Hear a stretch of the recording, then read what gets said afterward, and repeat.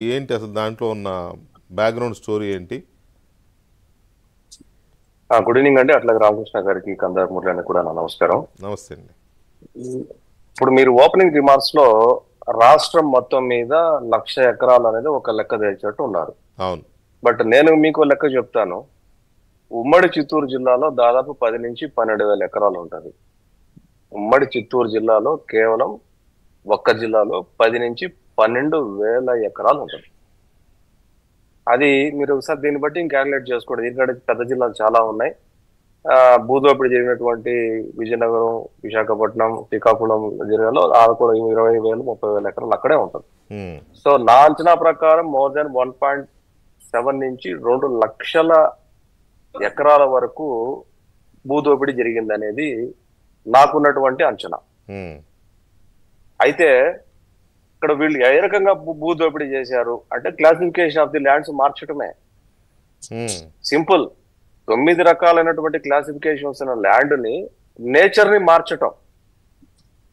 దీనికి ఒక మార్గం ఏంటంటే 2019 నుంచి 2024 వరకు ఉమ్మడి కలెక్టరేట్లు కానీ ఇలాంటి డివిజన్ అయినటువంటి కలెక్టరేట్లు కానీ అన్ని చోట్ల గనక ఎన్ని ఎన్ఓసీలు ఇచ్చారు ఆయా జిల్లాల్లో కలెక్టర్లు, అంతకుముందు ల్యాండ్ ఏ క్లాసిఫికేషన్ లో ఉంది, ఎన్ఓసి ఇచ్చిన తర్వాత క్లాసిఫికేషన్ ఏమైందని ఒకసారి చెక్ చేసుకుంటే ఇందులో మీరు అర్థం చేసుకోండి. కింది నుంచి ఎంఆర్ఓ స్థాయి నుంచి ఐఏఎస్ స్థాయి వరకు, కింది నుంచి స్థాయి నుంచి రాజకీయ నాయకులు, మంత్రుల వరకు ఎంతమంది తేల్తారనేది ఒకసారి అంచనా వేసుకుంటే మనకు ఊహకు అందనటువంటి విషయం ఇది. వెంకటకృష్ణ గారు ఉమ్, ఎగ్జాంపుల్, మదనపల్లిలోనే కలెక్టర్ ఆఫీసు హైవేలో ఉంటది. అది చిత్తూరు బెంగళూరు హైవే. అది మద్రాస్ ఎంబీటీ రోడ్ అంటారు, మద్రాస్ ముంబై ట్రంక్ రోడ్ దాని పేరు. దాని పక్కనే ఒక వ్యవసాయ శాఖ అధికారము కార్యాలయము, దానికి పక్కనే పవర్ ఆఫీసు, దాని పక్కనే ఫైర్ ఇంజిన్ ఆఫీస్. అంటే ఈ కలెక్టర్ కార్యాలయానికి గోడకు అటువైపు ఫైర్ ఇంజిన్ ఆఫీస్ ఉంది. ఫైర్ ఇంజిన్ చుట్టేసుకొని రావాల్సిన అవసరమే లేదు. అక్కడి నుంచి పైపులు పెడితే మంటలు ఆపచ్చు.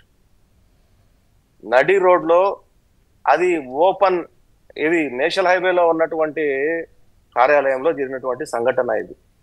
పక్కనే దానికి ఆనుకొని గోడ ఆనుకొని సబ్ కలెక్టర్ బంగ్లా కూడా ఉంటుంది. అంతా గవర్నమెంట్ ప్రాపర్టీ మొత్తం అంతా కూడా. ఇక్కడ కొత్త కట్టిన బిల్డింగ్ వయసు 3 సంవత్సరాలు. పవర్ ట్రిప్ అయితే ఏదన్నా అటువంటి ఏదైనా చేస్తే ఇమీడియట్ గా ట్రిప్ అవుతుంది. మరి ఎన్నిసార్లు ఆన్ చేసినా అది ఆన్ అవ్వదు. దాన్ని ఈ రకంగా చిత్రీకరించాలనుకోవటం.